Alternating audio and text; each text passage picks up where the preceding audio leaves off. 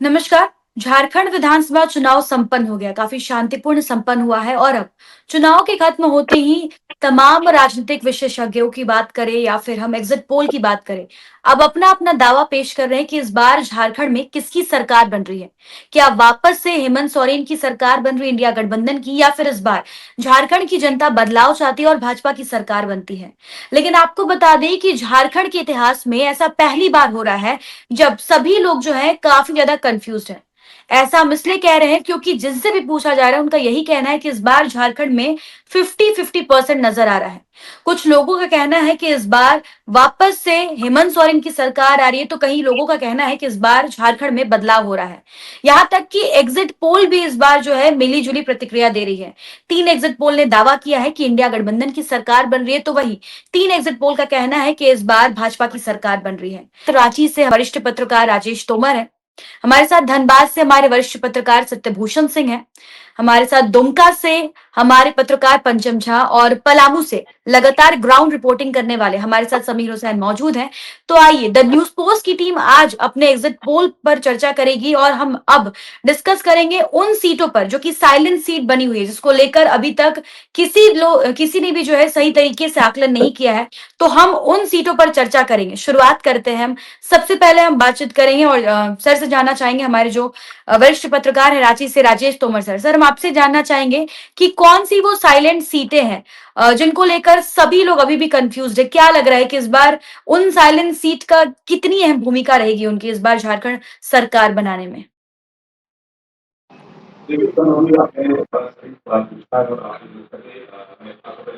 Sir का audio नहीं है। बड़ी सीट है। संबंधी आपने जिस 6 साइलेंट सीटों की बात की है, झारखंड में यही 6 सीट हैं जो कि इस राज्य में सरकार में भाजपा होगी या फिर झारखंड मुक्ति मोर्चा, वो तकदीर तय होगा। जिस जी। 6 साइलेंट सीटों की बात हो रही है, शायद उसके तरफ किसी सर्वे वालों का नजर नहीं गया होगा, या जितने भी सर्वे करने वाली एजेंसी है वो कहीं बाहर से आती है, उनको जमीनी हकीकत नहीं पता होता है। और झारखंड में आप देखें तो जो पिछले साल का रिजल्ट रहा है, जिसमें कि भाजपा सबसे न्यूनतम स्तर पे था, 25 सीटें भाजपा के पास थी। झारखंड मुक्ति मोर्चा बहुत ही बेहतर सिचुएशन में थी, तो उनके पास 30 सीटें थी, कांग्रेस के पास 16, और आरजेडी के सहयोग से उन्होंने बहुत बहुमत वाली सरकार बनाई थी। इस बार आप देखेंगे कि जो भाजपा की जो संख्या है, वो संख्या 25 से बढ़ेंगी और ये संख्या 33 से 34 के लगभग होगी। और आजसू के साथ में इस बार गठबंधन बना है, तो अगर उनके 4 से 5 सीटों पर हम जोड़ें जदयू के साथ में, तो इनके आंकड़े जो होते हैं वो 38-39 के पास होते हैं। अब सवाल ये कि यहाँ पर बहुमत के लिए 42 सीट चाहिए, तो 42 सीटों में यही 5 सीट है। इसमें से अगर 3 सीटें भाजपा की अगर तरफ ले आती हैं तो बहुमत का आंकड़ा आ जाएगा। अगर इसमें से सिर्फ 2 ही सीटें रही तो 1 सीटों की बहुमत के लिए इनके आपस में निर्दलीयों पर ताकना होगा। और अगर यही परिस्थिति बदल के अगर झारखंड मुक्ति मोर्चा और गठबंधन की तरफ चले जाए तो सरकार उनकी बन जाएगी। यानी कि ये जो 5 साइलेंट सीटें हैं, ये तय करेंगी कि झारखंड में अगली सरकार कौन बनेगी। सरकार में एक बात और सम अभी बताना चाहेंगे, ये जो साइलेंट सीट है वो साइलेंट इसलिए बता रहे हैं कि पलामू में बिश्रामपुर की सीट, आज की तारीख में कोई दावा नहीं कर सकता कि बिश्रामपुर में किसकी जीत हो रही, जबकि वो भाजपा की सीट है। लेकिन वहां पर नरेश सिंह के खड़ा होने के बाद मामला बहुत ही दिलचस्प हो गया है। वहां के स्थानीय पत्रकार भी बताने की कोशिश, वहां के जो नेता हैं उन्हें नहीं पता कि इस बार चुनाव कौन जीत रहा है। मानिका में यही स्थिति है। आप अगर सतपाल की बात करें, गोड्डा की स्थिति वही है। अगर आप बेरमो की बात करें, आप चंदनकारी की बात करें, चंदनकारी में तो प्रधानमंत्री को चुनाव प्रचार करना पड़ा, वो भी विधायक दल के नेता अमर बावरी के लिए। आप समझ सकते हैं कि इस बार का जो चुनाव बेहद कंफ्यूजन और यहाँ पर जो सस्पेंस है वो चरम पे। 23 का सबका इंतजार होगा, लेकिन जो आपने जो सब्जेक्ट छेड़ा है और जो आपने सर्वे की बात की है, जो एग्जिट पोल आपका है, ये खास है आपका, आपने एक्सरे किया एक तरह से। हम जानना चाहेंगे, आपके साथ में वरिष्ठ पत्रकार है धनबाद से सत्यभूषण सिंह, हम उनसे जानना चाहेंगे। और जो पंचम है वो बताएंगे आपको पलामू का हाल। और हमको लगता है कि आप पंचम झा से पूछें वहां पर कौन सी साइलेंट सीट है, गोड्डा के बारे में कहा जा रहा है, वो ज्यादा आपको फोकस करेंगे। वहां पर जामा का जो सीट है वहां पर किस तरह से समीकरण बदले, वो पंचम आपको बताएंगे। संभव जी बिल्कुल, आपने सर सही कहा है और हम दुमका और गोड्डा क्षेत्र के बारे में विस्तार से बातचीत करेंगे। उसके लिए मैं पंचम सर से जानना चाहूंगी कि सर, आपको क्या लगता है, आपका क्या आकलन है अभी तक। देखिए, संथाल परगना प्रमंडल की अगर बात करें तो यहाँ कुल 18 सीट है और संथाल परगना प्रमंडल को झामुमो का गढ़ भी कहा जाता है और इसे सत्ता का प्रवेश द्वार भी कहा जाता है। इंडिया गठबंधन हो या एनडीए हो, जो यहाँ पे सर्वाधिक सीट लाता है तो निश्चित रूप से सत्ता की चाबी उसके हाथों में रहती है। ये 19 का भी आंकड़ा देखा जा सकता है, 14 का भी आंकड़ा देखा जा सकता है। लेकिन 2024 का जो विधानसभा चुनाव है, कुछ सीट पर चौंकाने वाले आंकड़े आ सकते हैं। उसमें अगर सबसे पहले हम बात करें तो गोड्डा सीट की, जो एक तरफ राजद प्रत्याशी के रूप में संजय यादव हैं, तो भाजपा की तरफ से अमित मंडल है। 2014 में जब चुनाव हुआ था तो अमित मंडल के पिताजी को भाजपा ने प्रत्याशी बनाया था और उनकी जीत हुई थी। उनकी आकस्मिक निधन के बाद विरासत के रूप में अमित मंडल को उपचुनाव में उतारा गया था। उपचुनाव में अमित मंडल की जीत हुई, फिर 19 के चुनाव में अमित मंडल की जीत हुई। लेकिन इस बार चूंकि संजय यादव पूर्व में एक टर्म विधायक रह चुके हैं और हारने के बावजूद भी वह क्षेत्र में बने और एक जो गोड्डा सीट पर होता है, जब इंडिया गठबंधन या यूपीए गठबंधन नहीं होता था तो उस समय जेएमएम भी यहाँ पे प्रत्याशी उतारता था और एक तीसरा कोण बनाने का प्रयास करता था। इस बार चूंकि इंडिया गठबंधन के प्रत्याशी के रूप में संजय यादव हैं, तो तीसरा कोण बनाने के लिए जयराम महतो की पार्टी ने भी अपना प्रत्याशी उतारा है और वो भी अपने क्षेत्र में, चूंकि वो पथरगामा प्रखंड से बिलोंग्स करते हैं और क्षेत्र में उनकी अच्छी पकड़ है। तो एक तो ये फैक्टर हो सकता है। अब इसका अंदाजा इस बात से भी लगाया जा सकता है, संजय यादव के आगे रहने की चर्चा कही जा रही थी और चुनाव से 3-4 दिन पहले गोड्डा के जो पूर्व डीडीसी थे, अब सेवानिवृत्त हो चुके हैं, वो भी गोड्डा में कैंप किए। दिलीप झा उनका नाम है और चूंकि जब वो डीडीसी थे तो और संजय यादव विधायक उस समय थे, दोनों के बीच हाथापाई हुई थी। वैसे कोर्ट ने मामले को में संजय यादव को क्लीन चिट दे दिया है और झा जी भी सेवानिवृत्त होने के बाद सिर्फ संजय यादव को हराने के लिए गोड्डा में कैंप किए हुए थे और जगह-जगह बयानबाजी उनकी भी आ रही थी। तो एक वो भी फैक्टर है। साइलेंट है, वोटर्स वोट दे चुके हैं।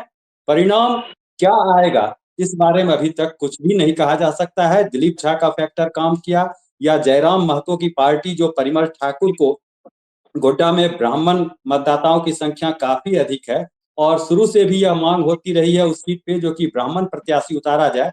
ना तो कभी बीजेपी उतारा, विधानसभा की बात कर रहे हैं, और ना ही जी। राजद। तो उस स्थिति में परिमल ठाकुर भी एक निर्णायक भूमिका में आ सकते हैं। जीत भले ही ना हो, लेकिन किसी को हराने के लिए यह फैक्टर काम कर सकता है।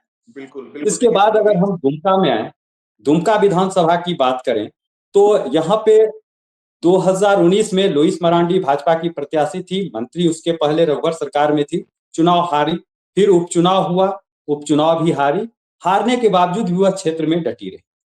लेकिन जब 2024 के टिकट बंटवारे की बात आई, तो पूर्व सांसद सुनील सोरेन को भाजपा ने दुमका विधानसभा सीट से प्रत्याशी बनाया। इसकी वजह से लुईस मरांडी नाराज हुई और पार्टी से त्यागपत्र देकर झामुमो का दामन थामा और झामुमो ने उसे उस सीट से उतारा जहां झामुमो का कोई प्रत्याशी फिलहाल नजर नहीं आ रहा था, और वो सीट जामा विधानसभा। जामा विधानसभा सोरेन परिवार या झामुमो का गढ़ रहा है और सीता सोरेन के भाजपा में आने के बाद सोरेन परिवार का फिलहाल कोई भी सदस्य ऐसा नहीं है जिसे कि कैंडिडेट बनाया जाए। तो झामुमो को भी एक ऐसे सशक्त कैंडिडेट की दरकार थी, लुईस मरांडी के रूप में उसकी पूरा हुआ। अगर हम जामा विधानसभा की बात करें तो जो संथाल मतदाता हैं, जो आदिवासी समुदाय से बिलोंग्स करते हैं, उनके सामने प्रत्याशी कोई भी हो, वो चुनाव चिन्ह को देखते हैं। तो तीर धनुष चुनाव चिन्ह को देखते हुए एक तरफ जामा प्रखंड के मतदाता का झुकाव झामुमो की ओर रहा, लेकिन रामगढ़ प्रखंड की बात करें, जहां गैर आदिवासी वोटर्स की संख्या ज्यादा है, तो वहां जो है भाजपा को बढ़त मिल सकती है। लेकिन कुछ हद तक लुईस मरांडी जो 15 दिनों तक मेहनत की, क्षेत्र में गांव-गांव घूम के लोगों का से समर्थन मांगी है, तो हो सकता है वो सेंधमारी में करने में अगर कामयाब हुई तो भाजपा को हानि हो सकती है। ऐसे अभी भाजपा वहां आगे बताया जा रहा है। सर, अगर हम धनबाद विधानसभा क्षेत्र की अगर बात करें तो बड़कू सर से जानना चाहेंगे।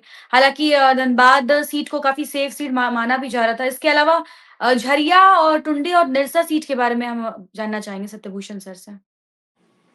नमस्कार।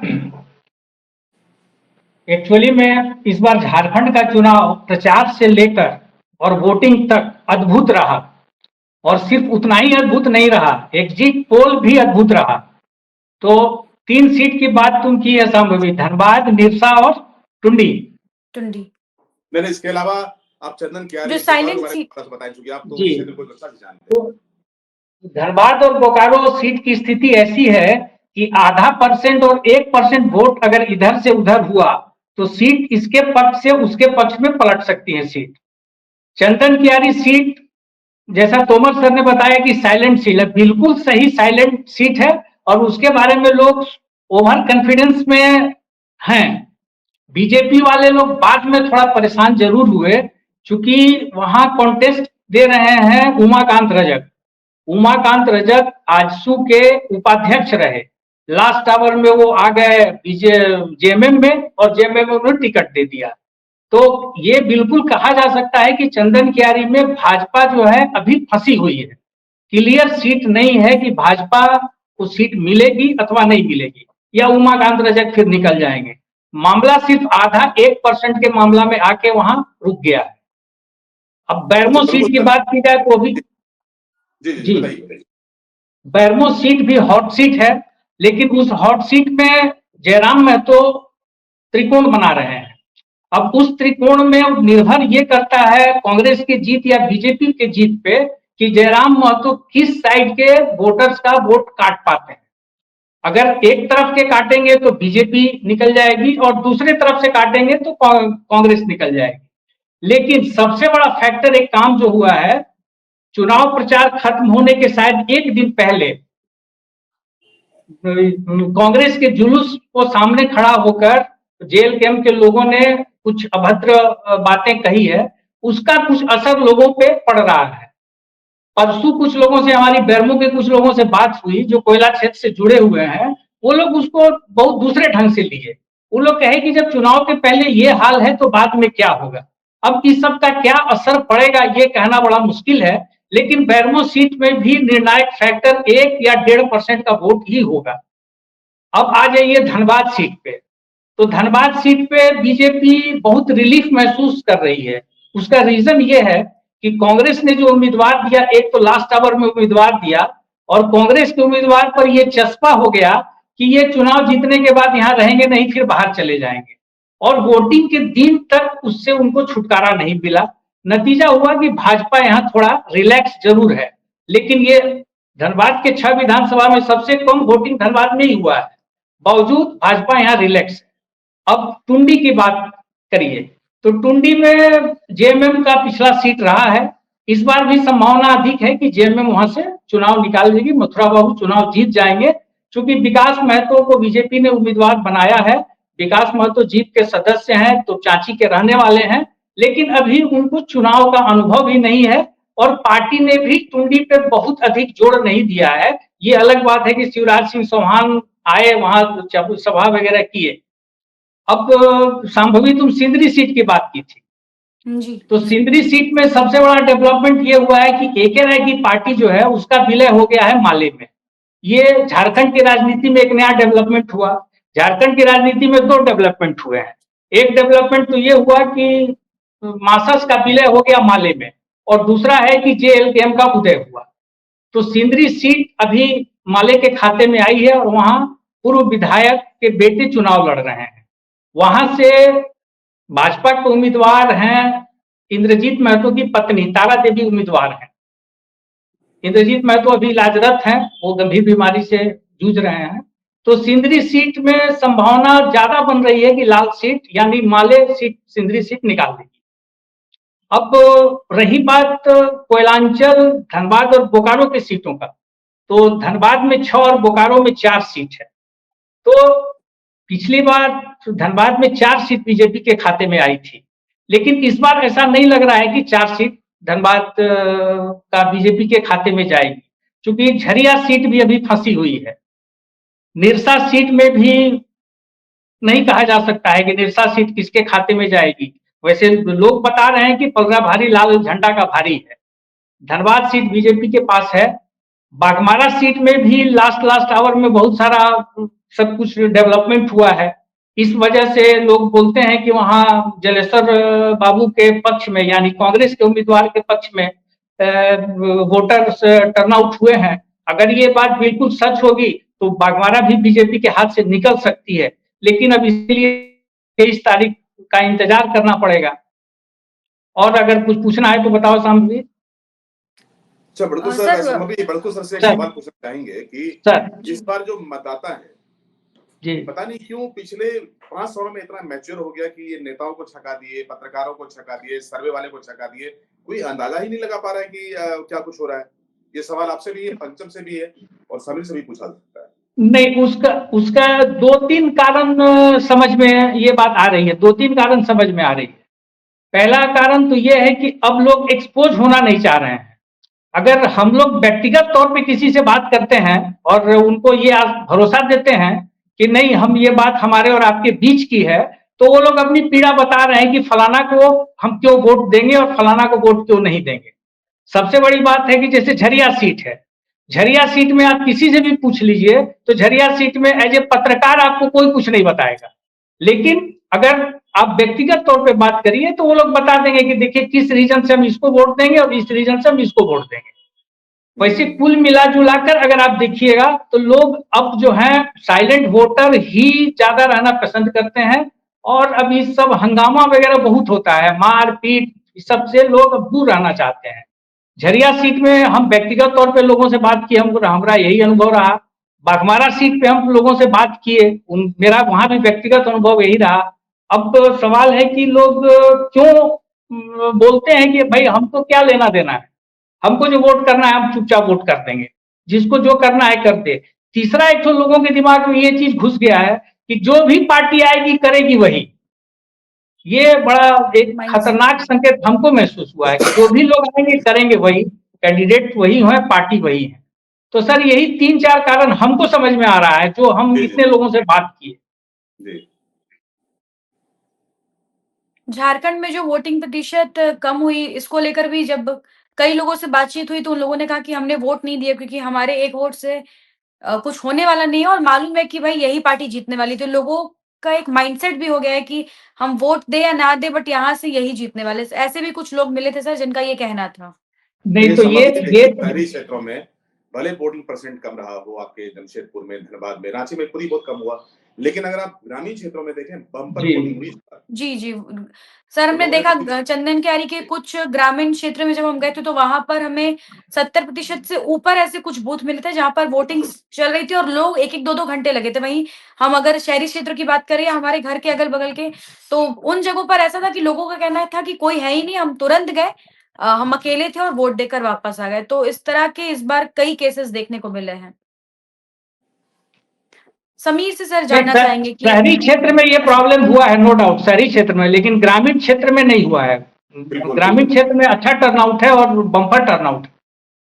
सर ये भी इस बार जो मतदाता पर्ची को लेकर भी बातें सामने आई या फिर कई नाम जो डिलीटेड थे, इसको लेकर भी इस बार चर्चाएं काफी जोर-शोर से चल रही है कि आखिर क्या वजह रही कि इस तरह से कई लोगों के नाम डिलीट कर दिए गए हैं, पर्चियाँ नहीं बटी हैं, ऐसा पहली बार देखने को मिल रहा है। इसको लेकर क्या कहना चाहेंगे? मैं तोमर सर से जानना चाहूँगी सर। नहीं, इसके बारे में हम सर हम लोग इससे बात करेंगे। हमें लगता है कि पलामू में 1-2 साइलेंट सीट हैं और समीर आपके जो हैं, आप जो रिपोर्टर हैं, उन्होंने बहुत कवर किया है उधर। तो आप समीर से फीडबैक लीजिए चूँकि वहाँ पे जो मनिका था, मुझे जानकारी मनिका और बिसरामपुर जो 2 सीटें हैं, वहाँ पर ये 2 सीट भी एक बड़ा रोल खिलाएगी। तो अगर आपने रिपोर्टर तो ज़्यादा अच्छा आपको बताएंगे। जी, समीर से मैं जानना चाहूँगी। समीर क्योंकि लगातार आप ग्राउंड में रहे, आपने फील्ड रिपोर्टिंग की है, तो वहाँ पर आपके हिसाब से आपने क्या कुछ ऑब्ज़र्व किया? उसके बारे में थोड़ा-सा हमारे दर्शकों को बताएँ।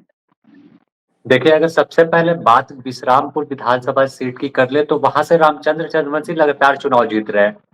और इस बार की बात कर ले तो उनके प्रति नाराजगी भी थी, लोग भाजपा के प्रदेश कार्यालय तक पहुंचे थे कि उन्हें टिकट न दे, लेकिन वापस से उन पर भरोसा जताया। और वहां पर अगर बात कर ले तो राजद भी चुनाव लड़ रही है, कांग्रेस भी है और बीच में एआईएमआईएम की भी एंट्री हुई और साथ में रामचंद्र चंद्रवंशी है ही। तीनों को मिलाकर देखें तो मतदाता जो है किनके साथ है, क्योंकि जो 3-4 उम्मीदवार है वो लोकल है, उसी जगह के हैं, आसपास के, तो खुलकर बता नहीं रहे कि आखिर किसके साथ गए हैं। लेकिन अगर जिस तरह से देखें तो अगर सतबहिनी का इलाके की बात कर ले जो विश्रामपुर से थोड़ी सी दूर पर है, तो उस इलाके में काफ़ी नाराज़गी रामचंद्र चंद्रवंशी को लेकर थी और उस इलाके से एक कैंडिडेट जब सामने आए हैं, तो उनका जो कह सकते हैं कि माहौल है, वो खराब हो सकता है। लेकिन मतदाता जो है वहाँ पर जब हम ग्राउंड रिपोर्ट कर रहे थे, तो वो मुद्दे की बात करते हैं कि विधायक ने काम नहीं किया या कई आरोप लगा रहे थे। लेकिन किसके साथ जाएँगे, ये बताने को राज़ी नहीं है। जिस तरह से नरेश सिंह की बात कर लें या फिर कांग्रेस से, तो ये जो चुनाव हो रहा है, तो ये दोनों कह सकते हैं कि इंडिया गठबंधन की पार्ट अन्य जगह पर है।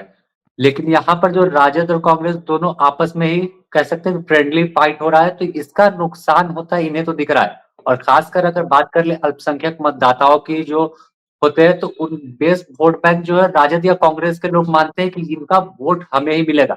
लेकिन यहाँ पर जब एआईएमआईएम की एंट्री हुई, सिराज खान एक प्रत्याशी है, युवा है और काफ़ी सक्रिय रहते हैं सामाजिक कार्यों में। तो ऐसे में जब इनकी एंट्री हुई, तो सेंधमारी कांग्रेस और राजद के ही वोट में हुई है। तो वहाँ पे ये कैसे लग रहा है कि वहाँ पे चीजें फंस गई हैं? आपके हिसाब से क्या लग रहा है वहाँ पे, मतलब किसके पक्ष में जाएंगी चीजें? देखिए, अगर जिस तरह से बता रहे थे कि फ्रेंडली फाइट इंडिया गठबंधन में वहाँ पर हो रहा है, एमआईएम की एंट्री हुई, तो कहीं न कहीं नाराज़गी तो थी कि रामचंद्र चंद्रवंशी क्षेत्र में लोगों से तक पहुँच नहीं पाए, काफ़ी उनसे कटाव हो गया था। लेकिन जो आखिरी वक़्त में जो जानकारी मिली है कि रामचंद्र चंद्रवंशी का पलड़ा वहाँ पे इन जो अन्य 3 उम्मीदवार हैं, उनसे अधिक है और हो सकता है कि जो परिणाम आए, वो फिर से रामचंद्र चंद्रवंशी के पक्ष में आए। क्योंकि जो नाराज़गी थी, तो कई लोगों की नाराज़गी भी चंद्रवंशी ने दूर किया है। कई लोगों के साथ बैठकें की है, जो स्थानीय स्तर पे लोग थे। तो इसका फ़ायदा उन्हें चुनाव में मिल सकता है और परिणाम इनके पक्ष में हो सकता है। देखिए अभी मैंने जब पलामू का जब दौरा किया था, तो मुझे बड़ा अजीब सा दिखा कि यहाँ पर जो मंत्री मिथिलेश ठाकुर थे, उन्होंने इतना काम किया है और उन्होंने जिस तरह से जनसंपर्क किए, उनका काम दिख रहा है। लेकिन जैसे ही आरजेडी के पुराने नेता थे गिरिराज सिंह के आने के बाद वो मामला दिलचस्प हो गया, क्योंकि वहां पर जो राजपूतों के वोट्स हैं, ब्राह्मणों के जो वोट्स हैं, वो वोट्स में बिखराव दिखेगा, जो पिछले बार नहीं दिखा था। तो स्वतंत्र तिवारी जो कि बिल्कुल चुनाव से आउट थे, इस बार चुनाव में है और वहां पर भी स्थिति बड़ा दिलचस्प है। उसी तरह से भावनापुर में जो हमने देखा कि भानु प्रताप के लिए जीत बड़ा सुनिश्चित हो जाता था, लेकिन इस बार एक अल्पसंख्यक उम्मीदवार के साइड हो जाने की वजह से वहां भी चीजें फंस गई और झारखंड मुक्ति मोर्चा ने एक मजबूत कैंडिडेट दिया है। तो अगर आप किसी भी जानकार से पूछें, बल्कि वहां के स्थानीय पत्रकारों से बात करेंगे, जो हमने बात किया था, तो कोई भी क्लियर कट बताने की स्थिति में नहीं है कि वहां से वो जीत रहा है। बल्कि पूरे झारखंड में इस बार जो चुनाव हुए हैं, ज्यादातर सीटों पर सस्पेंस का है। वो पंचम भी आपको बताएंगे संथाल से, आपको उसमें शत्रुघ्न सिंह जो कि बड़गू सर के नाम से वो जानते हैं, वो कोलांचल के बारे में बताएंगे आपको, तो आप उनसे कुछ राय ले सकते हैं। जी, पंचम सर से मैं जानना चाहूँगी कि जैसा सर ने बताया है, उसको लेकर आपकी क्या राय है? आप भी लगातार फ़ील्ड में रहे, लोगों से क्या कुछ आपको प्रतिक्रियाएँ मिली हैं? जी, बिल्कुल, जो जिस मुद्दे पे पहले डिस्कस हो रही थी, जो कि मतदाता काफ़ी जागरूक हो गए हैं और साइलेंट रह के अपने मताधिकार का प्रयोग करना चाहते हैं और करते भी हैं। क्योंकि अगर 2 दशक पूर्व के चुनाव की बात करें, तो चुनाव के बाद जो ये मार-पीट का दौर चलता था, तो हाल के वर्षों में ऐसा अब कम देखने को मिलता है। इसकी वजह यही है, मतदाता जागरूक हुए हैं और वो अपना मताधिकार का प्रयोग करके साइलेंट होके घर बैठ जाते हैं, खुलकर वह सामने नहीं आते हैं। कल जब चुनाव के दौरान क्षेत्र भ्रमण पर हम थे, तो कई युवाओं से बात की, तो डायरेक्ट रूप में बोलने पर वो कुछ भी नहीं, बस मेरे ही बात को हाँ में हाँ मिला दिया। लेकिन जब उससे घुमा के पूछा गया हवा किसकी है, मुद्दे क्या हैं, मैया सम्मान योजना इस क्षेत्र में कितना प्रभावी है, महिलाओं की संख्या कितनी है, किस कास्ट के वोटर हैं, तो अगर इन तमाम सवालों का जवाब उकेरा जाए, चाहे वो एजेंसी हो, सर्वे एजेंसी हो या कोई भी मीडिया कर्मी हो, तो एक स्पष्ट रुझान आ सकता है। लेकिन जो सर्वे एजेंसी होती है, जिसके द्वारा सर्वे किया जाता है, हमें लगता है चंद लोगों से वह बुद्धिजीवी वर्ग हमारे आपसे देखिए बात पंचम के बातों से मैं कन्विंस हूँ कि जो बाहर की एजेंसियां सर्वे करती हैं, उनका जो सैंपल का साइज है, तो वो छोटा होता है। प्लस देखिए बड़ा आश्चर्यजनक तरीके से जब कल का चुनाव का जब टाइमिंग करीब 5 बजे तक खत्म हो रहा था, अब सोचिए कि इतना डेटा के कलेक्शन, उसकी प्रोसेसिंग और उसका रिजल्ट जारी करना, चूंकि सारे चैनल दिखाने लगे, तो उसके डेटा के ऑथेंटिसिटी पे, उसके एक्यूरेसी पे सवाल खड़ा होता है। हमको लगा इस बात को लेके बड़कू सर भी कन्विंस होंगे कि भाई 2 घंटे में आखिर आप कैसे सर्वे कर देते हैं और जारी कर देते हैं। तो जो ये सर्वे एजेंसी करने वाले जो एग्जिट पोल वाली अपनी दुकान चलाते हैं, अब उस समय में ना सिर्फ दुकान चलाते हैं, विज्ञापन का मामला हो, चाहे किसी विशेष पार्टी के लिए करने का मामला हो, तो वो चुनाव मतदान की प्रक्रिया को भी बाधित कर सकते हैं। ये भी चीजें हो सकती हैं। तो मेरे हिसाब से ये जो एग्जिट पोल का जो कल्चर जिस तरह से देश में हरियाणा में ये फेल कर गया था, तो इस मॉडल को एक्ट होने के लिए ऐसे एजेंसी को जिम्मेदारी भी लेनी चाहिए कि अगर उनका अगर पोल खराब होता है, उनके अगर डेटा सैंपल प्रॉपर नहीं है, उन्होंने प्रॉपर इस्तेमाल नहीं किया मेथोडोलॉजी का, अगर उनके प्रोसेस गलत थे, तो उनको भी पब्लिक से सामने आना चाहिए और उनको बताना चाहिए कि कहाँ चूक हो गई और ऐसे एजेंसी के खिलाफ कुछ कार्रवाई होनी चाहिए, लोग जो इस समय का बर्बादी भी करते हैं, पैसों की बर्बादी भी अलग से कराते हैं। इस मामले पर बड़कू सर से जानना चाहेंगे, सर आपकी क्या प्रतिक्रिया है जिस हिसाब से अभी सर ने चर्चा की एग्जिट पोल पे? जी सर, एग्जिट पोल को लेकर। एग्जिट पोल में पिछले 2-3 चुनाव में एग्जिट पोल तो पूरी तरह से ध्वस्त दिख रहा है।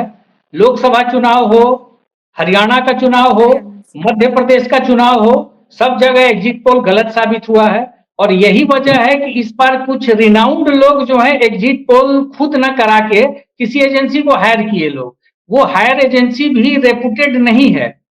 तो इस वजह से अब एग्जिट पोल का जो क्रेज था वो क्रेज भी अब धीरे-धीरे डाउनवर्ड्स की ओर जा रहा है। लेकिन अब सवाल यही उठता है कि जैसा तोमर सर ने कहा कि उन पर कार्रवाई होनी चाहिए, जिम्मेवारी तय होनी चाहिए कि भाई आप जो बोल रहे हैं उसके लिए आप कौन खुद जिम्मेवार होइए। तो सबसे बड़ी बात क्या है कि जिम्मेवारी कोई नहीं लेता है। ये बात बिल्कुल सच है कि उनको चिन्हित होना चाहिए, उनको उसके लिए जिम्मेवार ठहराना चाहिए, कार्रवाई भी होनी चाहिए। एग्जिट पोल लेकिन टोटलिटी में कहा जा सकता है कि एग्जिट पोल का क्रेज धीरे-धीरे अब डाउनवर्ड की ओर जा रहा है। अब लोग उस पे भरोसा नहीं कर रहे हैं। झारखंड की बात करिए तो झारखंड में देख सर करेंगे बड़कू सर की पूरा तुक्काबाजी है कि 3 में से 2 का सही हो गया तो वो सही हो गए और 2 का गलत हो गया सही हो गया। इस इलेक्शन में सही, अगले इलेक्शन में गलत। तो ये तो कोई खेल नहीं। भाई डेटा आपका एक्यूरेट होना चाहिए। आप ये बताइए बड़ा सैंपल लिया है और आपने कौन से प्रोसेस यहाँ पे अडॉप्ट किए हैं और आपका क्या है पूरी प्रक्रिया, इसको स्पष्ट करना चाहिए, एक डिस्क्लेमर आना चाहिए। जी बिल्कुल।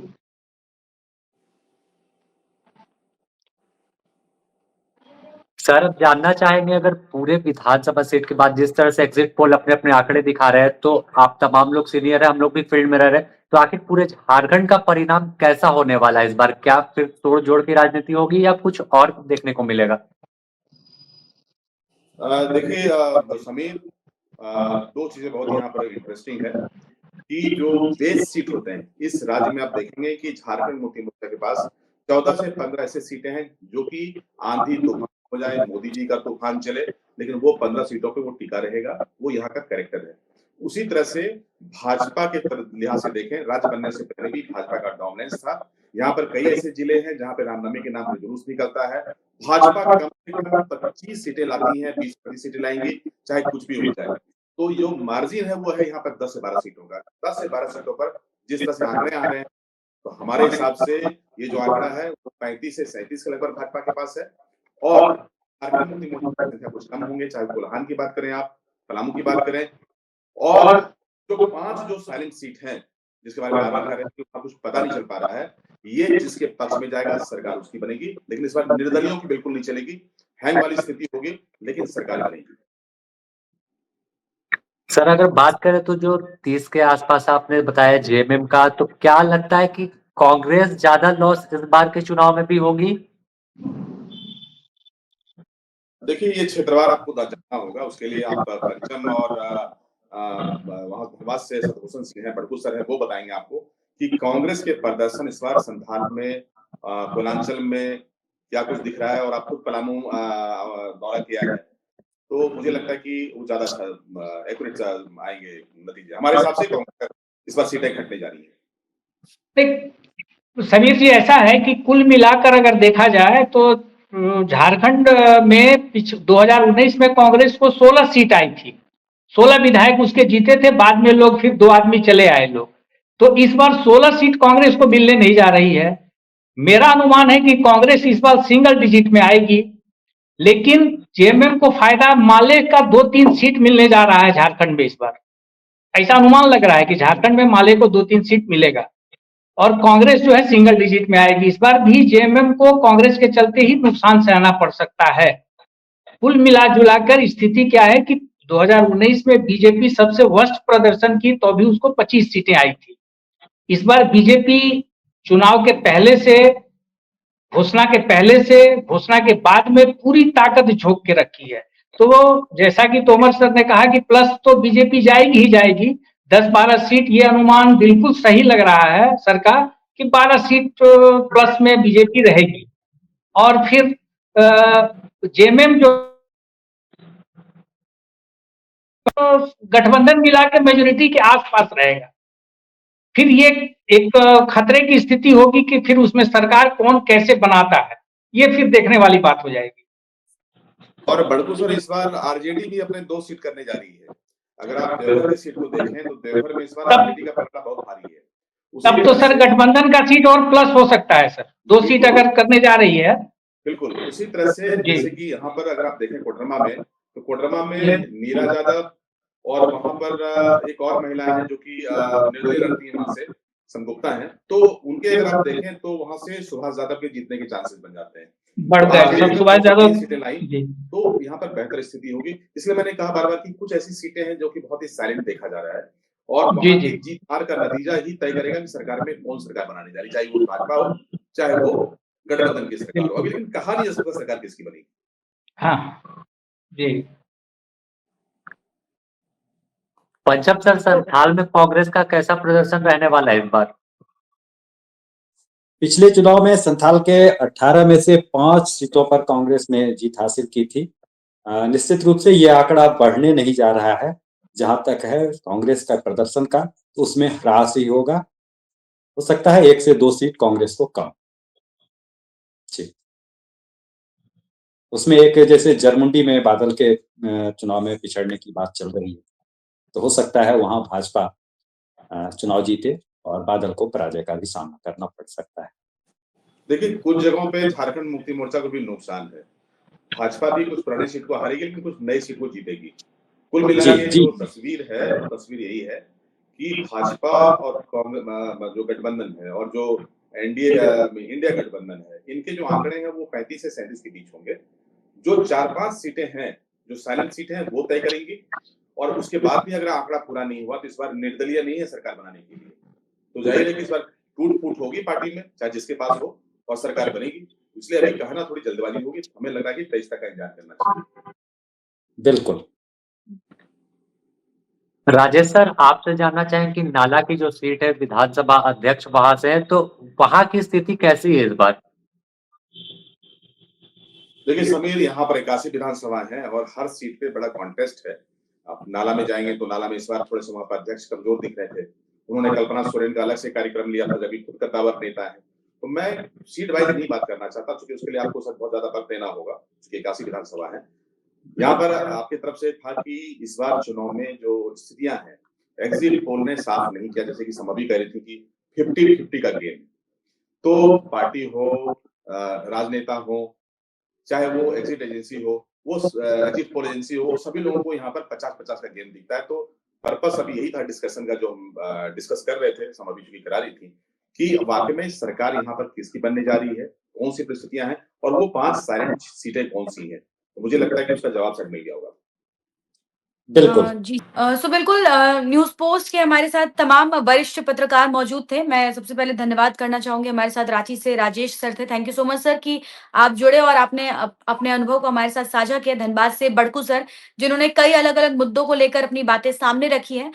धन्यवाद करेंगे हम दुमका से हमारे साथ पंचम झा हैं, जिन्होंने कई ग्राउंड रिपोर्टिंग्स की और वहाँ के जो रिज़ल्ट है उसके बारे में हमसे अपनी जानकारी साझा की। और समीर, जो कि लगातार ग्राउंड रिपोर्टिंग करते रहे, लोगों के बीच जाते रहे, इन्होंने अपने कई पॉइंट्स को जो है हमारे सामने रखा। तो सभी का बहुत-बहुत धन्यवाद। और आज हमारी इस डिस्कशन से यही निष्कर्ष निकल कर आ रहा है कि झारखंड में जो 50-50 की स्थिति बनी हुई है, वो इस वजह से बनी हुई कि क्यों कहीं न कहीं जो वोटर्स हैं, वो साइलेंट वोटर्स हो गए हैं और कई साइलेंट जो सीट रही जिसके बारे में हमने अभी डिस्कशन किया, उसके बारे में आकलन लगाना काफ़ी मुश्किल हो गया है। जो बढ़ोतरी देखने को मिल रही है वो ये है कि कुछ सीटें जो हैं वो भाजपा को अधिक मिल सकती हैं, लेकिन अगर कांग्रेस या फिर माले क्योंकि अभी विलय हुआ है माले का भी, तो इसको लेकर हो सकता है कि कुछ बढ़ोतरी इंडिया गठबंधन को भी हो। यानी स्थिति अभी भी जो है वो 50-50 ही देखने को मिल रही है, अब देखता है और देखना दिलचस्प होगा कि 23 को क्या रिजल्ट आ रहे हैं। हमने चुनाव की लगातार अपडेट अपने दर्शकों को पहुंचाई है और काउंटिंग वाले दिन भी क्या रिजल्ट आ रहा है, ये सबसे पहले हम अपडेट करेंगे अपने तमाम दर्शकों को। और मैं एक बार वापस से हमारे तमाम वरिष्ठ पत्रकारों को धन्यवाद करना चाहूंगी और न्यूज़ पोस्ट के साथ हमारे सारे दर्शक ऐसे ही जुड़े रहें। हम आप तक सही कवरेज और लाइव अपडेट पहुंचाते रहेंगे। नमस्कार।